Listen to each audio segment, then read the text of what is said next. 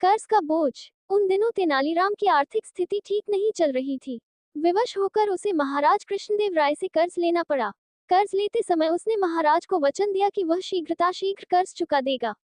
दिन गुजरते गए। तेनालीराम की आर्थिक स्थिति कुछ बेहतर अवश्य हुई, किंतु इतनी नहीं कि वह महाराज का कर्ज उतार सके।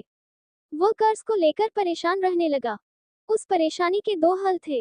एक कि वह किसी तरह महाराज का कर्ज उतार दे। दो, किसी तरह उसे कर्ज से मुक्ति मिल जाए। दूसरा हल उसे ज्यादा उचित प्रतीत हो रहा था, लेकिन वह महाराज से कहे तो कहे कैसे कि वे उसका कर्ज माफ कर दें। बहुत सोच विचार कर उसने एक योजना बनाई और इस योजना में अपनी पत्नी को भी शामिल कर लिया। फिर एक दिन उसने अपनी पत्नी के माध्यम से महाराज को संदेश भिजवाया कि उसका स्वास्थ्य ठीक नहीं है, इसलिए वह कुछ दिन दरबार में उपस्थित नहीं हो पाएगा। संदेश भिजवाने के बाद उसने दरबार जाना बंद कर दिया।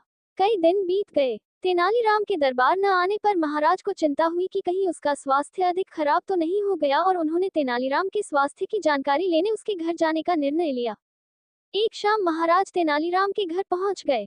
पत्नी ने जब महाराज को देखा तो तेनालीराम को इशारा कर दिया और वह बिस्तर पर जाकर कंबल ओढ़कर लेट गया।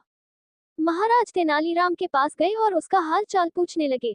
तेनालीराम तो कुछ न बोला, लेकिन पत्नी बोल पड़ी, महाराज, जब से आपसे कर्ज लिया है तब से परेशान रहते हैं।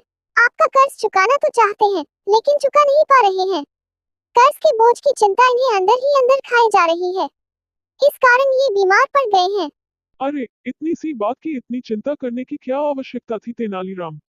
चलो, मैं तुम्हें कर्ज के बोझ से मुक्त करता हूँ। चिंता छोड़ो और स्वस्थ हो जाओ। तेनालीराम को सांत्वना देते हुए महाराज बोले। ये सुनना था कि तेनालीराम कंबल फेंक तुरंत उठ बैठा और मुस्कुराते हुए बोला, आपका बहुत बहुत धन्यवाद महाराज। तेनालीराम को स्वस्थ देख महाराज बहुत क्रोधित हुए और बोले, ये क्या तेनालीराम, तुम तो स्वस्थ हो। इसका अर्थ है कि कर्ज से मुक्त होने के लिए तुम बीमारी का बहाना कर रहे थे। तुम्हारा इतना साहस, तुम दंड के पात्र हो। तेनालीराम ने हाथ जोड़ लिए और भोलेपन से बोला, महाराज, मैंने कोई बहाना नहीं किया। मैं सच में कर्ज के बोझ से बीमार पड़ गया था, लेकिन जैसे ही आपके मुझे उस बोझ से मुक्त किया, मैं स्वस्थ हो गया। महाराज क्या कहते। तेनालीराम की चतुराई और भोलेपन के मिश्रण ने उन्हें निःशब्द कर दिया था।